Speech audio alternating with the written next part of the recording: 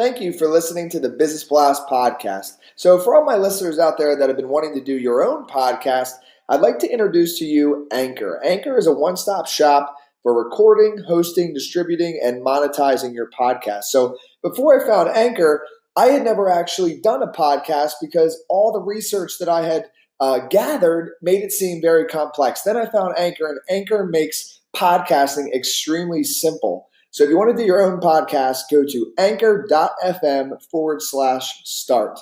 I can't wait to hear your podcast.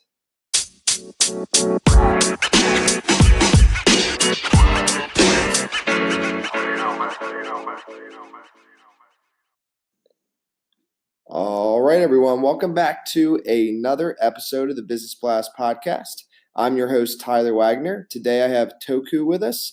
And he went to philosophy camp in high school and lived in a Zen monastery for 2 years. Now he is bending the culture of coaching away from mediocrity and towards mastery. So welcome to the show, man. Thanks so much, man. I'm happy to be here. Of course, and we're happy to have you on. So the first one we got for you today is, what is the best story from your life that has an underlying valuable message? Yeah, so I think the underlying valuable message that comes from this story is you just never know the kind of impact you're having on people. So when I moved to Portland, Oregon in 2008, and I've been working in the music business for a long time. And I caught my boss stealing from the bands at the venue that we were working at. And I confronted her and ended up getting fired. And I was at a real loss for what to do with my life. I didn't want to work in the music business anymore. I was kind of tired of being, I was kind of a stoner hippie. It was a stoner hippie for about like eight years after college. And I just knew that like this lifestyle was really a dead end, but I didn't know what was next. And I went to a party and there was a guy there who just seemed really peaceful. And, before I became a coach, I didn't really understand that it wasn't what he was doing, it was who he was being that made the biggest difference. And so I was just naturally drawn to this guy and started talking to him about who he was and what he was up to. And he was telling me about how he lived at the Zen monastery for 2.5 years. And at the end of the conversation, he invited me to come try meditation. And because of that, I started meditating. I ended up living at the Zen monastery where I trained at for 2.5 years. And then from that, I got really clear that I wanted to help serve people. And that led me on my path to being a coach for executives and also to create this cool container for mastery for coaches who really want to be great. And so, whether you're a leader, or you're a business owner, or whether you're a coach, we focus a lot on like what we're doing. But the thing to realize is that who you're being while you do it can actually have this incredible impact. And if who you're being is really incredible, really inspiring, then just a single conversation can change someone's life. And it's not about the words that he said to me that had the big impact. It was who he was being as he said it that had me be present to the possibility of having a life that was different than the one I had led for the last 8 years. Mm-hmm. So just to make sure I understand, because I think I know what you mean, it's actually like really, really big way of thinking. So it's not just like, okay, I'm going to coach someone now, let's put on my coaching cap. It's like, no, I'm going to actually live and breathe everything that I teach. And in that way, that is me. You know what I'm saying? That is me coaching. Is that kind of what you mean? Yeah. I mean, there's this quote from Zen Mind, Beginner's Mind that I love a lot. It says, "There is no particular way in true practice. You should find your own way, and you should know what kind of practice you have right now." So whether you're a leader or whether you're a coach, it's there's no right way to lead. There's no right way of doing anything that is like that's the one way to do it. But it's about who you're being and how present you are to like what's working and what's not working for you. That makes the biggest impact. So like I do a lot of work with leaders, and those leaders like they'll say like I'm doing all that stuff before that I read all the leadership books tell me about like that I should do.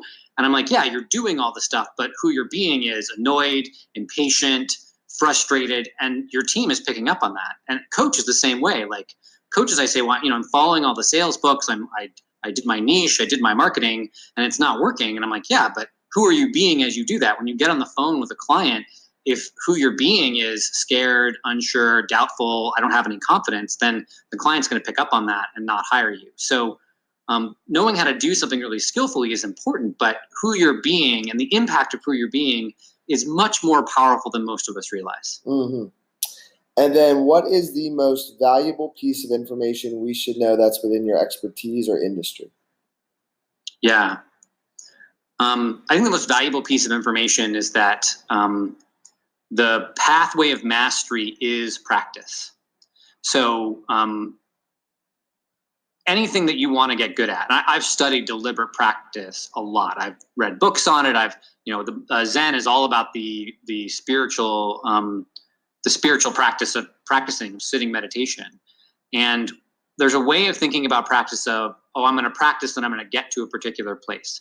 And whether you're a leader, whether you're a coach, that way of thinking is really limited. And so if you want to be really masterful, if you want to get really good at something, whether it's leading or selling or coaching or building a business, it's being in the practice of doing it that actually makes you really good at it. And so if you can let go of this idea that at some point I'm going to stop practicing this and I'm going to have arrived and I no longer have to be responsible and I can just sort of take it easy, you can let go of that and learn to really just enjoy being in the practice and the curiosity and the inquiry of what it means to be a great leader, what it means to be a great coach. That's actually the way you become a master much more quickly. And then what is your best piece of overall business advice, so not necessarily industry specific? Yeah, it's a great question. Don't let someone else or yourself pay you a lot of money to do something you don't like. Got it. Okay. I didn't know if you wanted to elaborate or you want to just keep it simple. I'm happy to elaborate. I think that it's interesting. There's I was having a conversation the other day with AJ Leon from Misfit Inc. He sometimes meets with me and my business partner to talk about business. And he said that right now in our culture, there's this sort of entrepreneurism is like a status symbol. And so if you're an entrepreneur, that means you're successful, right? And if you have a job, that means you failed, right? That's a lot of people look at it that way. And we've got, Gary Vaynerchuk and Tim Ferriss, a lot of these people have really talked about how amazing entrepreneurship is. And that's really true.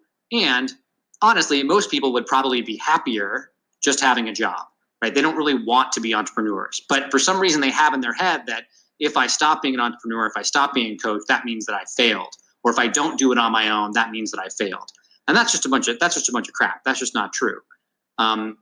So if you find yourself, whether it's you're running your own business or whether you're working for someone else, and you're saying, well, I'm making a lot of money, or I could make a lot of money and I'm totally miserable, but I'll keep going, right? Because I could make a lot of money, or because there's this upside here.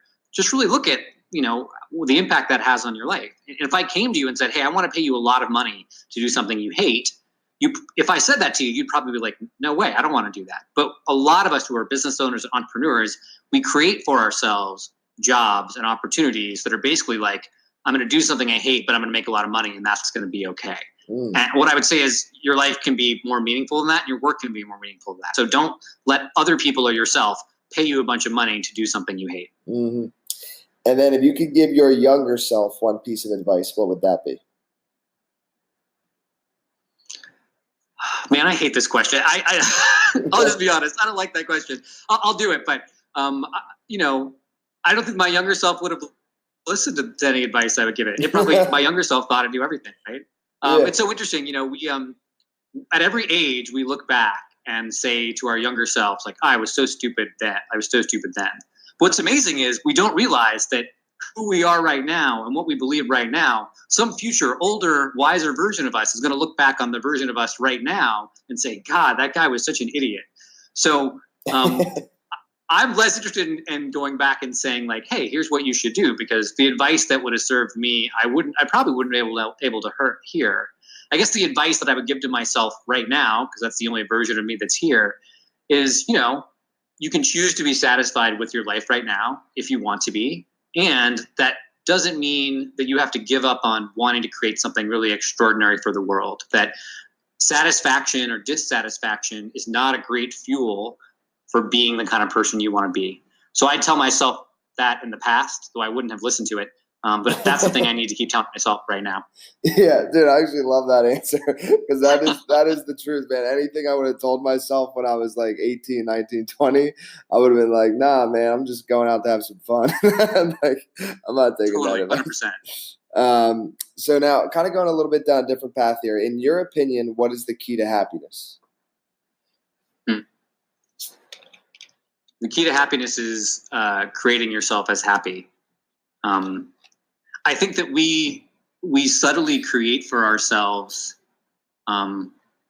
this idea that when we get to some place that we'll be happy, but then when we get there, we decide that there's some other place that will be happy. So I think it's great to be really clear about what are your conditions of satisfaction. Like, this is the kind of money I want to make. This is the kind of partner I want to have. This is the kind of person I want to be. But if that's it, write that down. And then when you get there, really ask yourself, like, why am I choosing not to be satisfied with this? And so life is this really interesting duality, right? On the one side, you're whole and complete, lacking nothing. Like, there's nothing you can't have right now that you can get later, right? Anything you can have later, you can have now. Like, it's available to you now. And there are certain things that you were put on this earth to do, and you can declare that, like, hey, I am put on this earth to help people. My mission statement is to serve those walking the path of awakening in a deep and fundamental way. And with my clients, I work on what I call the future of leadership. And it's not AI leadership, it's the future of them as leaders. And so anything you can have in the future, you can have right now, and be honest about what is, for you, a real honest expression of your life. Write it down. And then when you get there, you can choose to be satisfied with it.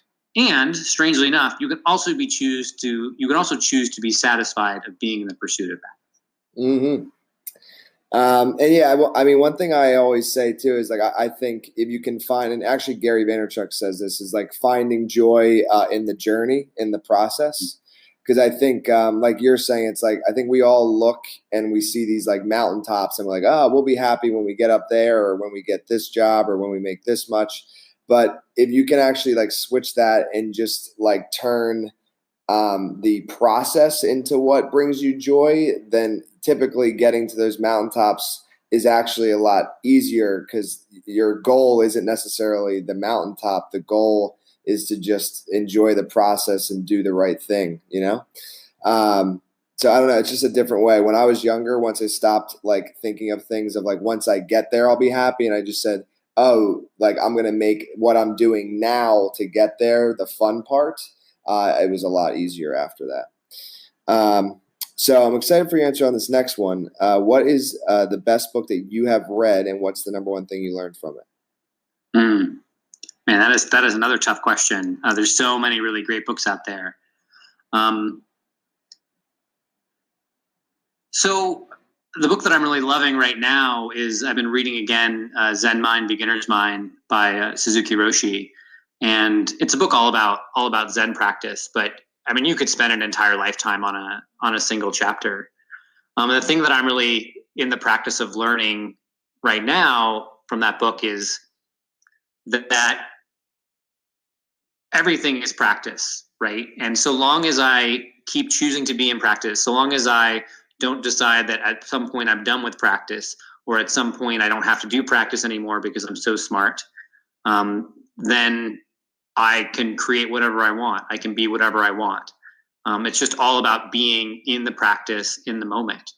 And what's interesting is that my goals don't mean less. What I'm doing with my business doesn't mean less. I mean, I built a 6-figure coaching business in 18 months, which is pretty unheard of in my industry. I didn't have any contacts or networks. I didn't come from a Fortune 500 company. And I did all that being in the practice of creating a business. And so everywhere I go, everything I'm doing, if I can just keep choosing to be in practice in everything I'm doing, in choosing to embody the person that I want to become, if I can practice my future instead of my past, then I can have and be whatever I want. And so, I don't know, it's a very hard book to talk about and explain, but all I can say is that if you're a leader, if you're a coach, just notice how you're practicing the past, how you're practicing the same dissatisfactions, the same communication patterns, the same way of leading, the same way of coaching, and just see, like, if you keep practicing the past, you're going to get the results you got before. And if you want, you can start practicing the future. And then what is your favorite quote and why?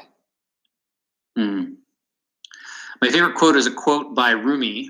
It's forget safety, live where you fear to live, destroy your reputation, be notorious.